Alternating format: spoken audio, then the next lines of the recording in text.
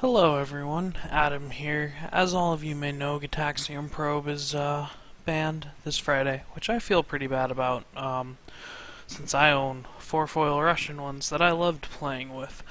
But however, we need to find some way to replace it if we're going to keep playing Storm, and for other decks that might want to replace their Probe too, what are some of the best options based on what you're playing?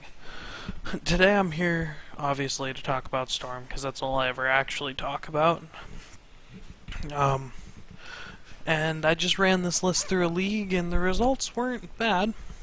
I wish they were a tiny bit better, but they definitely weren't bad. I'm going to go over the deck list in this video, and I'll go through the first match in this video, and then the rest of the matches will be separated out into videos. So, main deck for right now, I'm running 3 Spirebluff Canals and 2 Steam Vents. I really like having the 2 fetchable Steam Vents. There's a misplay I make in one of the games where I thought I was still running 3, but 3 Spirebluff Canal have been great. I haven't ever lost because of them. And then the only other difference in this list really is for the 4 probes, I brought in 4 Cathartic Reunion, I believe is how you say this card. Most people know it because of Dredge, but basically as an additional cost to cast it, you discard 2 cards and then draw 3 cards. This card is insane if you have an active Ascension, and it is the worst pile of garbage if you're playing against a control deck. Overall, it's been pretty solid, but you'll see how it performs in the matches. For the sideboard, I cut 1 Shatterstorm and 3 Empty the Warrens for Thing in the Ice. And this card, I don't think I use it very much in this league, but this card has actually been pretty good for me. I played it in paper at F&M this last Friday, and it just shores up a lot of matchups, and people never expect to need to answer a giant creature. So the Thing in the Ice can take a lot of people off guard and just win a free game. Plus this card and Blood Moon. Blood Moon makes it really hard for people to answer what you're doing, and then Thing in the Ice just wins the creature battle all the time. So that's enough rambling about the deck. Let's look at match 1.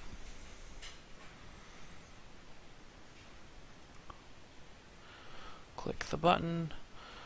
It's been a while since I've done replays, so hopefully I don't screw something up. But I win the dice roll, which is always nice with this deck.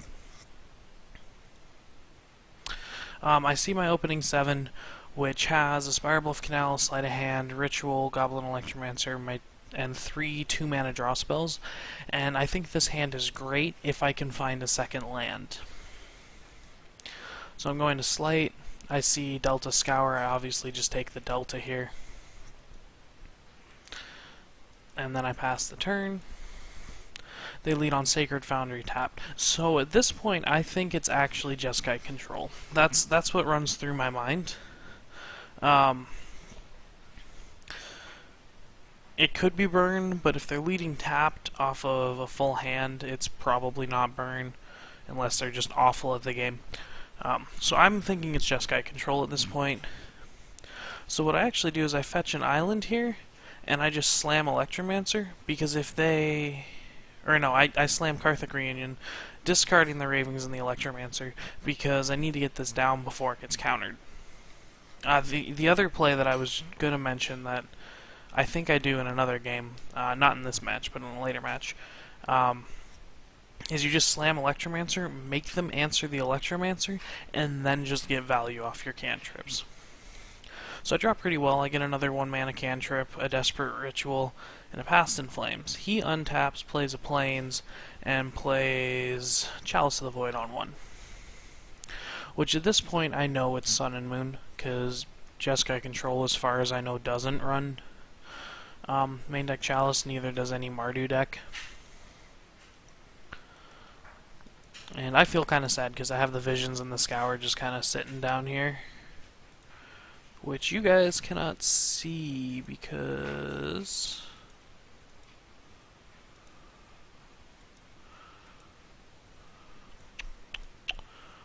my resolution is off. because I was streaming a different monitor.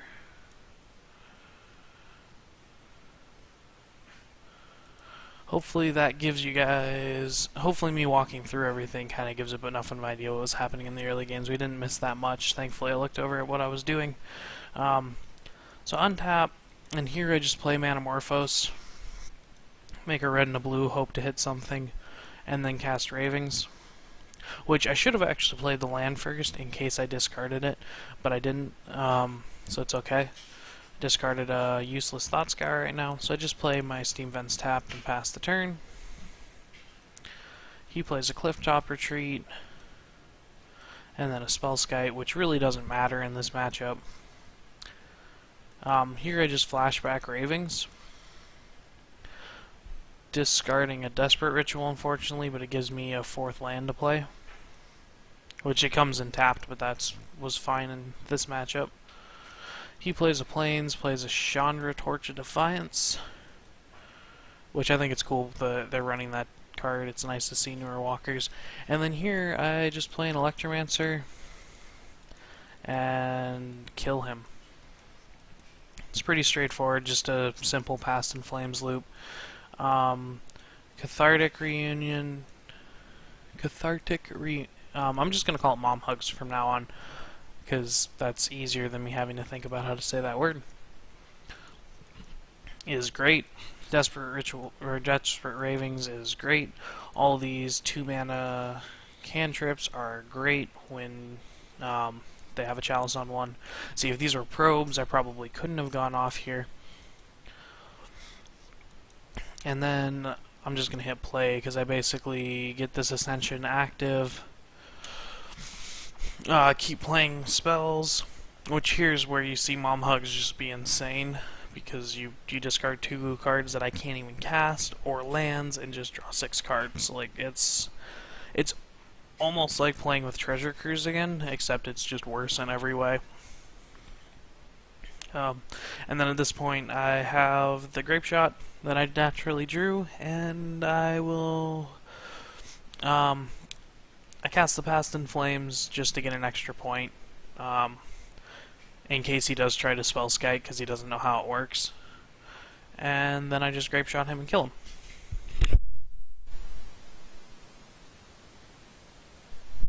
Pretty straightforward, standard Storm stuff.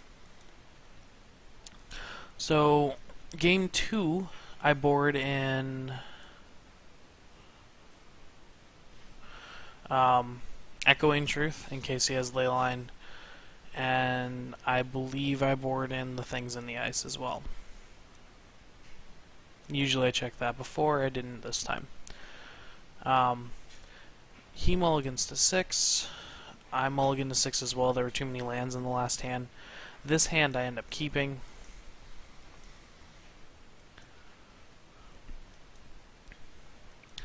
I scry that to the bottom because I just want a second land. He ends up playing Leyline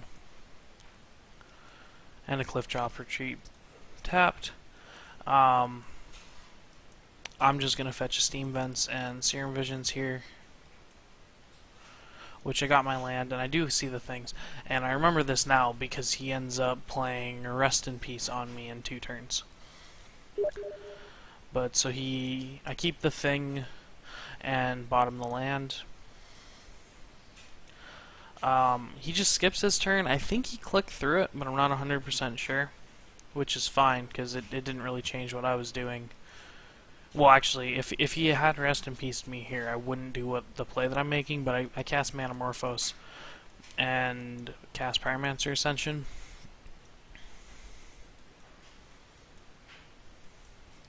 Which then he plays Gemstone Cavern and rips me,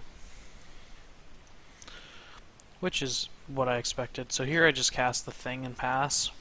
I'm assuming he boarded out all of his paths, because there's really no reason to have the path. But there is now. So here I just cast the Sleight of Hand, hoping to hit another land. Because if I hit another land, I can play a few more spells and kind of go off. But I don't, so I just take the Manamorphose. He fetches a Sacred Foundry And then he plays a Simian Spirit Guide, which I guess is to block or enable his bolts. I'm not 100% sure. I just cast a Manamorphose hoping to hit another land. And then just Grape Shot the Simian Spirit Guide to death.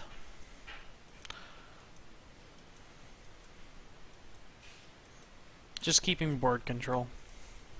He plays a Rugged Prairie. I play a Serum Visions, which flips the thing, which draws me into another thing, and I see the land, so I keep the land. I bottom the Ascension because it does nothing here. And then I hit him for 7 down to 12.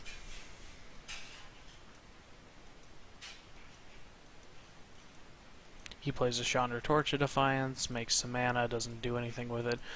I play the land, play out an Electromancer, bash with Thing.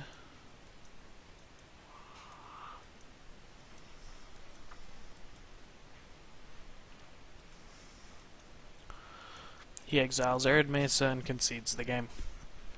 So that's match 1. Pretty straightforward stuff. The thing in the ice really did shine in game 2 of this because we fought through 2 different hate pieces and we didn't need to use any of our counter hate for it. We just slammed a thing and then beat them to death with it, because I'm assuming he might have had a bolt, but he didn't have a path, so he just died. That is match 1. I will see you guys for match 2 in just a little bit.